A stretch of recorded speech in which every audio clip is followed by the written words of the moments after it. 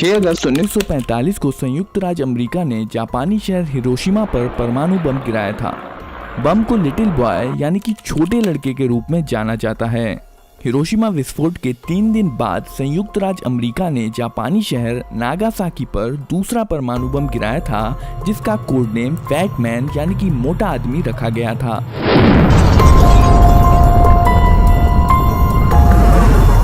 Hiroshima बम little boy में 15 kiloton विस्फोट करने के लिए 64 किलोग्राम समृद्ध यूरेनियम का इस्तेमाल किया गया था।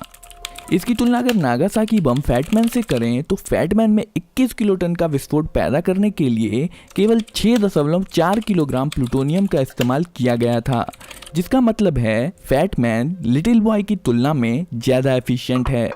फैटमैन का निर्माण वैज्ञानिकों और इंजीनियरों ने मैनहट्टन प्रोजेक्ट के दौरान लॉस एलमोस प्रयोगशाला में किया था। मैनहट्टन प्रोजेक्ट के दौरान Robert Oppenheimer loss Alamos laboratory का निर्देशक था। उसे अक्सर परमाणु बम के पिता के रूप में जाना जाता है। बम की लंबाई 128 इंच की थी और इसका डायमीटर 60 इंच का था और इसका वजन लगभग 4.5 टन का था। इसके साइज का अंदाजा लगाने के लिए यहाँ पर एक आदमी को खड़ा किया गया है।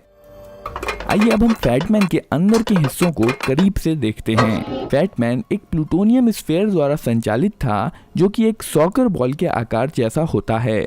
इस गोले का वजन मात्र 6.4 किलोग्राम था, लेकिन यही स्फीयर भयानक विस्फोट के लिए जिम्मेदार था। प्लूटोनियम के अंश प्राकृतिक रूप से पाए जाने वाले यूरेनियम की खदानों में पाए जाते हैं। प्लूटोनियम एक रेडियो एक्टिव मेटेलिक एलिमेंट है, जिसकी खोज 1940 में हुई थी। प्लूटोनियम स्फीयर विस्फोटक पदार्थों से घिरा हुआ रहता है। ये विस्फोटक लेंसेज हैं। यह एक विशेष आकार का चार्ज है जो 60% RDX और 40% TNT से मिलकर बना है। बम में 32 ब्रिज वायर डिटोनेटर्स लगे होते हैं, जिन्हें एक्सप्लोसिव लेंसों पर लगाया जाता है।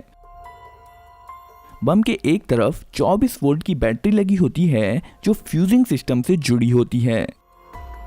9 अगस्त 1945 सुबह के समय बोइंग B-29 सबर्ट फोर्ट्रेस ने फैटमैन के साथ टिनयान से टेक ऑफ किया। असल में पहले बॉम्ब गिराने का टारगेट जापान का कोकुरा शहर था, पर जब 7 घंटे उड़ान भरने के बाद जहाज टारगेट शहर के ऊपर आया, तब घने बादल और धुएं के कारण बॉम्बर्स कोकुरा शहर पर बम नहीं गिरा पाए और इसलिए उन्होंने अपना टारगेट बदलकर नागासाकी कर लिया। नागासाकी एक बंदरगाह शहर था, जो वर्तमान शहर से लगभग 170 किलोमीटर की दूरी पर स्थित था। यह 2,63,000 लोगों की आबादी वाला एक बड़ा शहर था। लगभग 17,000 फीट की ऊंचाई से फैटमैन को नागासाकी पर गिरा दिया गया। 47 सेकंड बाद फैटमैन लगभग 1600 फीट की ऊंचाई पर पहुंच गया। बम पर लगे हुए RG एंटीना द्वारा सिग्नल छोड़े गए, जिससे विस्फोट की सही ऊंचाई का पता लगाया गया। रडार एल्टीमीटर का उपयोग करके अंतिम रूप से सही ऊंचाई कंफर्म की गई।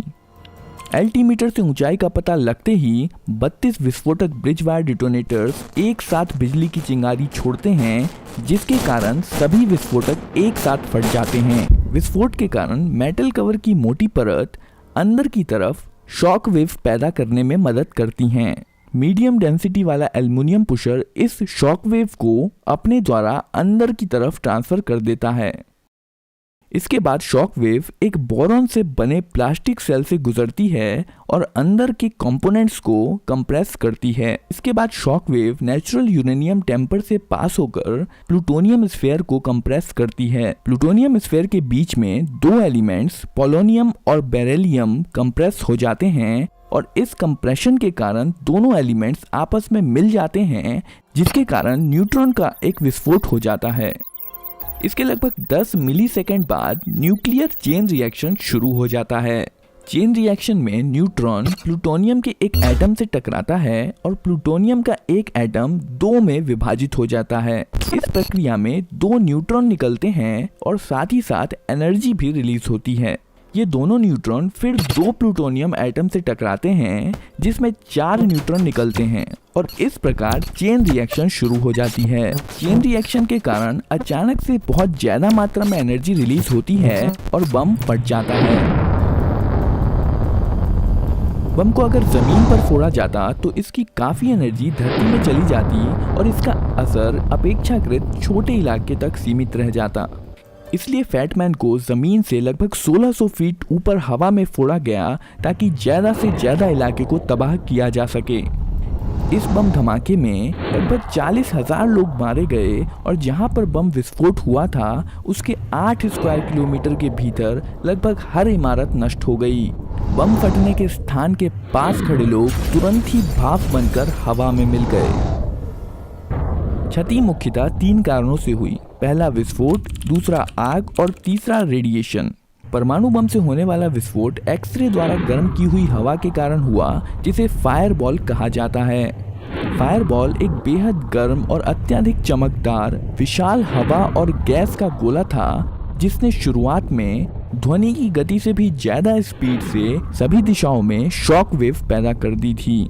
इस आग के तूफान ने लगभग 3.2 किलोमीटर के रेडियस को प्रभावित किया था। इस विस्फोट के परिणाम स्वरूप 3 तरह के रेडिएशन निकले थे, अल्फा, बीटा और गामा। अल्फा रेडिएशन ज्यादा नुकसान नहीं पहुंचाती है और हेलमेट और सुरक्षा कपड़े पहनकर इसके प्रभाव से बचा जा सकता है। बीटा पार्टिकल इससे ज्यादा खतरनाक होते हैं और त्वचा को छेद कर नुकसान जैसे कि त्वचा में जलन पहुंचाने में सक्षम होते हैं। पर सबसे ज्यादा खतरनाक जो रेडिएशन होता है वो है गामा रेडिएशन, क्योंकि इसकी भेदने की क्षमता काफी ज्यादा होती है और यह मानव शरीर को पूरी तरह से भेद सकती है, जिसके कारण लंबे समय तक रहने वाले रोग हो सकते हैं जैसे कि कैंसर और हृदय रोग। बस इतना ही नहीं, गामा रेडिएशन जीन में बदलाव करके वंशानुगत दोष भी पैदा कर सकता है। दोस्तों, अगर आपको लगता है कि 1945 में नागासाकी और हिरोशिमा पर होने वाले परमाणु हमले अत्यधिक विनाशकारी थे, तो बस आप इतना जान लीजिए कि आज के ज़माने के जो परमाणु बम हैं उसके सामने नागासाकी और हिरोशिमा पर फोड़े जाने वाले परमाणु बम दिवाली में फोड़े जाने वाले पटाखों के समान हैं। हिरोशिमा और नागासाकी को मिलाकर जितना बड़ा विस्फोट हुआ था उसकी तुलना में रशिया का अकेला टेसार बम 1400 गुना ज्यादा धमाका कर सकता है। दोस्तों, ये वीडियो आपको कैसी लगी कमेंट करके ज़रूर बताइए और वीडियो को लाइक, चैनल को सब्सक्राइब ज़रूर कर दीजिए।